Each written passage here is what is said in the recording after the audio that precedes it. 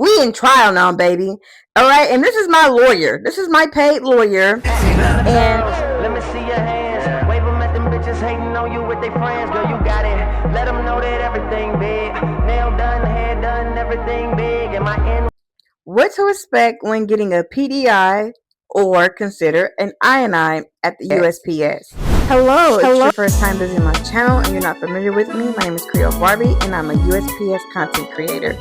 Alright, so before you panic because you just recently got called into the office for a PDI and you don't know what to expect, I'm going to go ahead and give you some insight to help you understand better what is exactly happening and how you can protect your rights as a postal worker. So what exactly is a PDI? PDI is a pre-disciplinary investigation. What happens is, say if you were to come in because maybe you missed too many days. Attendance is a big thing at the USPS, and a lot of postal workers experience this for the first time when they have so many X amount of either unscheduled absences or late. Late can eventually get you in as well under the attendance category with a PDI. So what happens is this. Before you walk in, please look around and make sure that you have your shop steward available to you.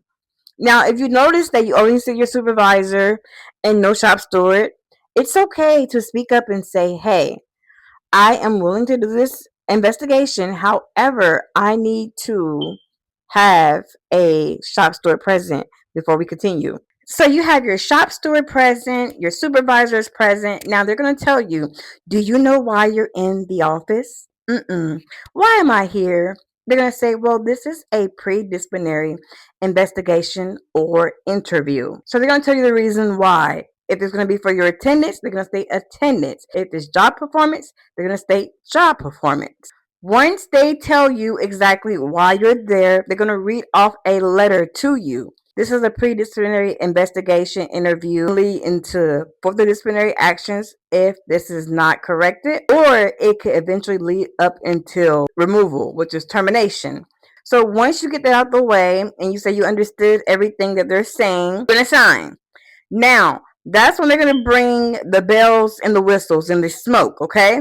So for a lot of people, if you know that you're going to be in a investigation or interview because of your attendance, please have documentation. To keep in mind, it is at the discretion of the supervisor if they will even allow your documentations or not. To be able to explain the reason why maybe you missed these amount of days or why something is going on. Just have your proof because they're going to have their proof. So make sure you have your proof. With the union, be sure to conversate with them and fill them in on everything that you have. They can have enough information to help you fight the case. I call it the case because that's exactly what it is. We in trial now, baby. All right, and this is my lawyer. This is my paid lawyer, and this is the prosecutor. Once they gather all the information, they're going to take it to the judge, okay? And the judge is going to decide whether or not you should get a write-up. 9 times out of 10, you'll get a write-up. I don't care if you got documentations or whatever. You're going to get that write-up. Ask me how I know. I'm waiting. Ask me how Creole know. Okay. Thank you. After that, they're going to tell you, okay, thank you. This concludes our interview.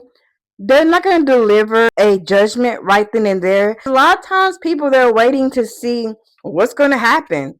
What happens now that I'm in this investigation, or what happens afterwards? So what happens afterwards at my facility, they will mail you a letter in the mail. You have a letter of warning, a 7-day suspension, 14-day suspension, a 30, or removal, depending on where you are within the disciplinary.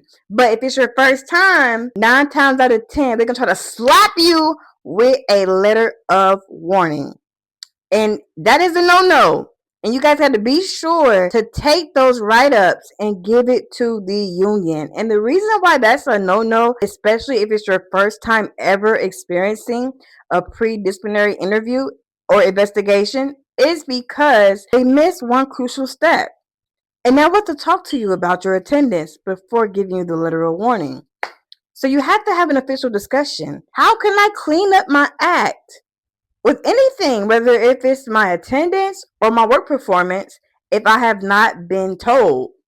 So that helps you out. And this is the reason why I tell you guys to be sure to be vigilant, hyper vigilant when it comes to the steps to take when working at the USPS. It's highly important because it can help you in the long run. I always see good workers that get so caught up with the attendance. Be sure to do everything in your power not to get in this position. But things happen, life circumstances happen, and as we know, it's really crucial that we show up. Without us being there, the mail doesn't get moved. Therefore, it's not personal. Don't take it personal. I hope this video helped you understand more about PDIs and what to expect and how to go through it. And remember that if you were to get written up, you have 14 days to file a grievance with your shop steward. If you guys want to understand more about how these things work, be sure to check out your union contract depending on what craft you are in. But for my APW besties, that's how we roll. In the meantime, you guys, thank you for watching this video. And be sure to subscribe and stay continue to watch for more.